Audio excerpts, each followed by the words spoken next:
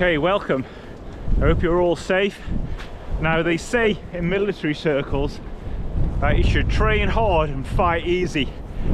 Now, the fight is never going to be easy, but at least by training you can be prepared, and that's the motto that I prefer, which is the Scout motto, which is be prepared.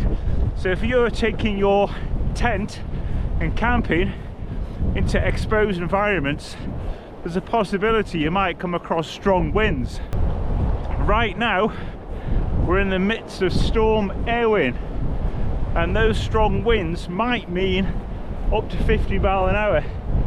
Now, what I've also said is that a four-season tent should withstand winds of up to 50 miles an hour, and that's what I'm going to test.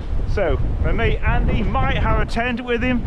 He's waiting for me up the hill up there, staggering in the wind.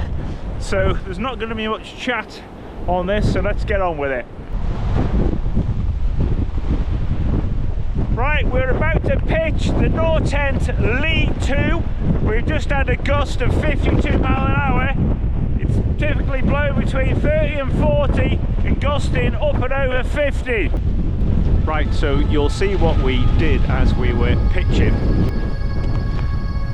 We guyed it all out and pitched it on the windward side, also attaching it to the rucksack if need be, but in this case we just used heavy pegs. And then as we were guying it out, we left them a little bit of slack to give room to bring the poles up. We got the poles inserted while the tent was still very flat, and then we made it into a curve, the pole, whilst the tent was still very flat, and then with hand assistance holding the pole up, we then tightened the guides appropriately, and I didn't feel the tent was stressed at any time following this method. No flapping or anything, all did well. And of course, during takedown you reverse the process.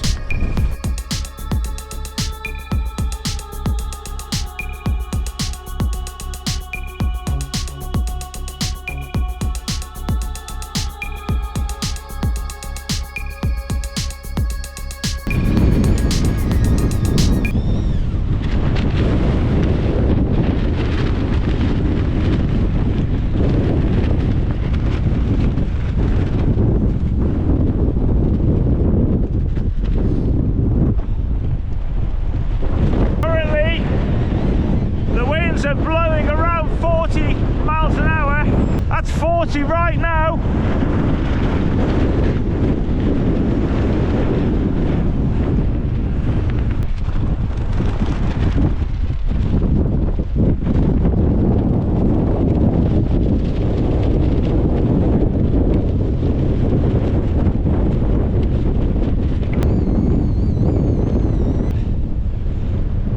This is a big tent and it's standing up well to this, where we just had another gust of 50 and that end pole did drop in a little bit, so it's withstanding up to 50. It's passed the test, but for security, if you got any more, I would double pole.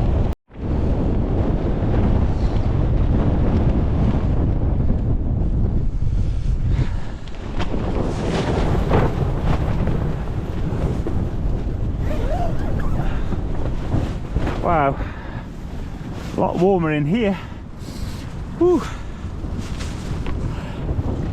Right, so that's been excellent. So I wouldn't recommend, at risk of damaging your equipment, pitching your tent in 52 mile an hour winds, but that's what we've done here.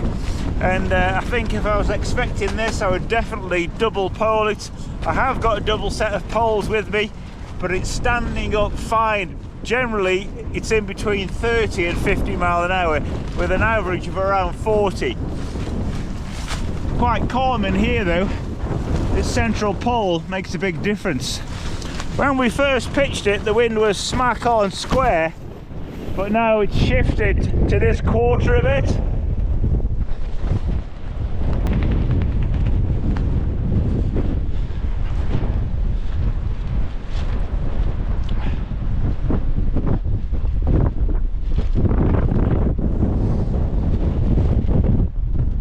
expect similar results, if not better, from the LY1.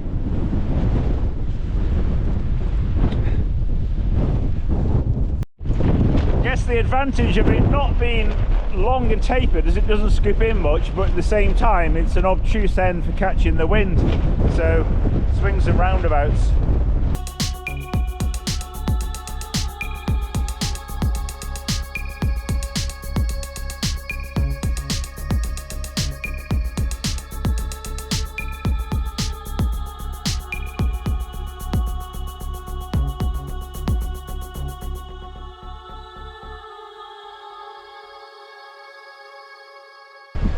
Wise man would have assessed the situation on the top of the hill and come down into here.